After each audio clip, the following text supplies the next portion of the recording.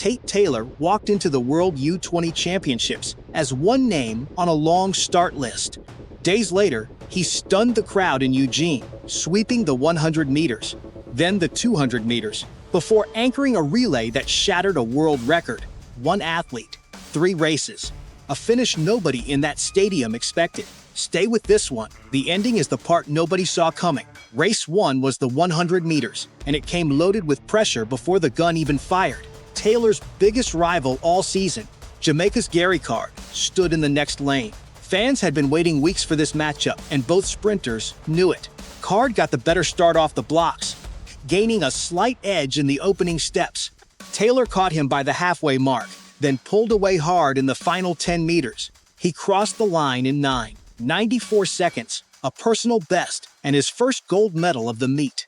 That time moved him into a tie for 5th on the all-time list of fastest U20 sprinters ever recorded, a list that includes some of the biggest names in the sport's history. Card took silver in 10:05. South Africa's Marco Ferreira grabbed bronze in 10:16.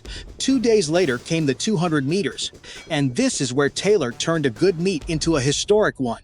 He blew the field apart from the gun, powering through the turn and opening a gap nobody could close.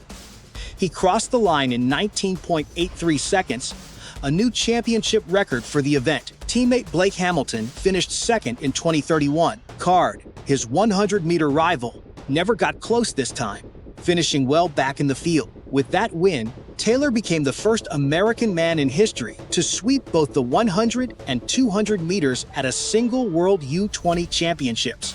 Nobody from the United States had ever managed that double before him. Think about how fast 19.83 seconds actually is for an 18-year-old. Only 2 teenagers on the entire planet have ever run the 200 meters faster. Ariane Knighton ran 1949 at 18 years old. Gout ran 1967 at the same age.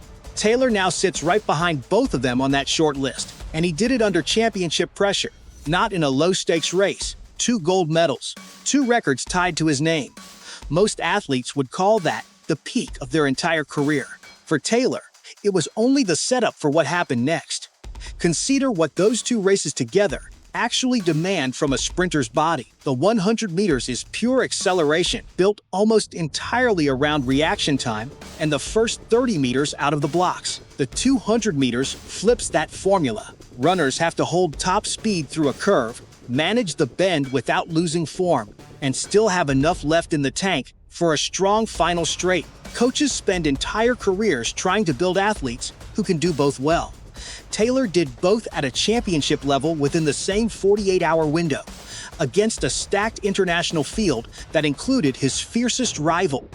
The final day of competition brought the men's 4x100-meter relay. Taylor lined up alongside Blake Hamilton, Dylan Mitchell, and Kyler Brown, running the anchor leg, which means he'd take the baton last and carry the team home. Every single exchange landed clean, with no fumbles and no wasted motion between runners. By the time the baton reached Taylor's hand, Team USA already held the lead, and he turned that lead into a runaway finish. The team crossed the line in 38.16 seconds. That number shattered the previous World U20 record of 38.51, a mark South Africa had held since winning gold in Nairobi back in 2021. Taylor's team didn't just edge past that record.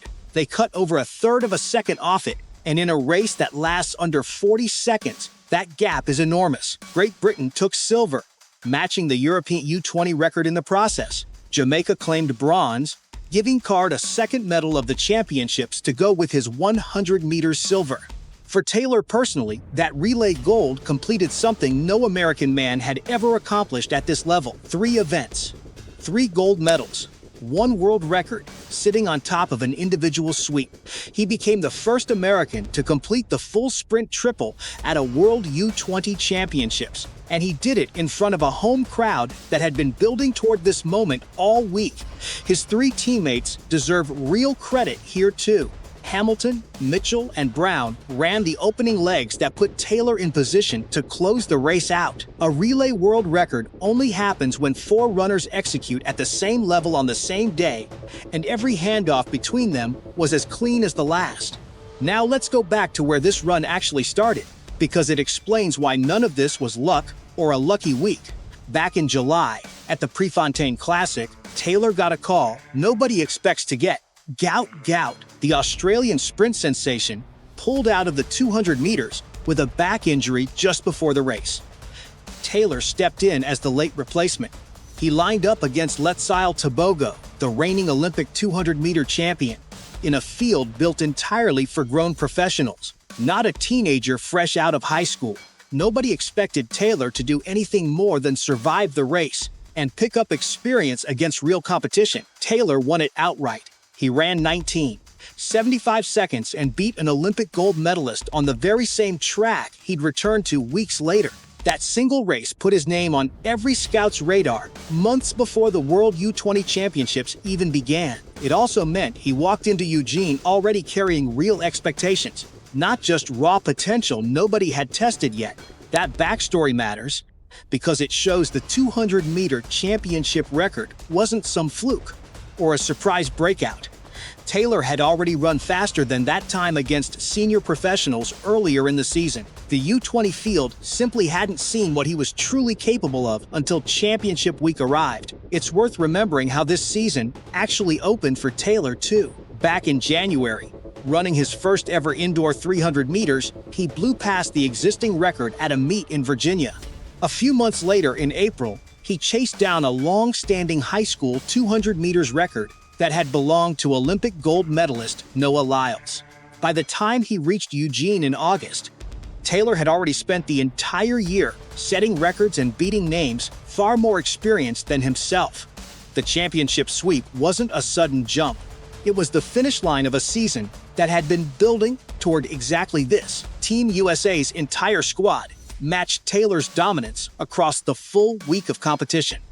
The team finished with 24 total medals, breaking the all-time championship medal record that the Soviet Union had held since 1988.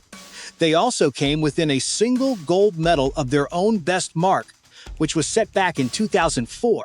Through every medal ceremony, Taylor kept crediting something bigger than himself for the results.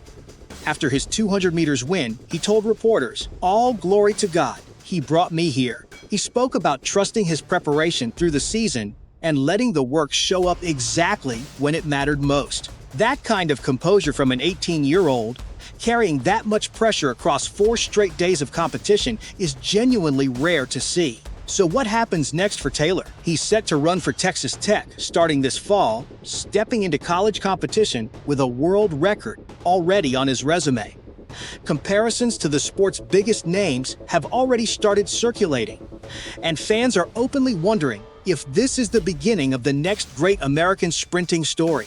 History does offer a reason for caution here. Plenty of U20 champions before him never carried that same success forward into the senior professional ranks.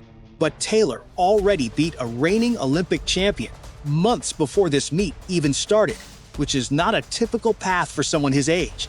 What makes this weekend so rare isn't just the total medal count. It's the range across 2 very different events.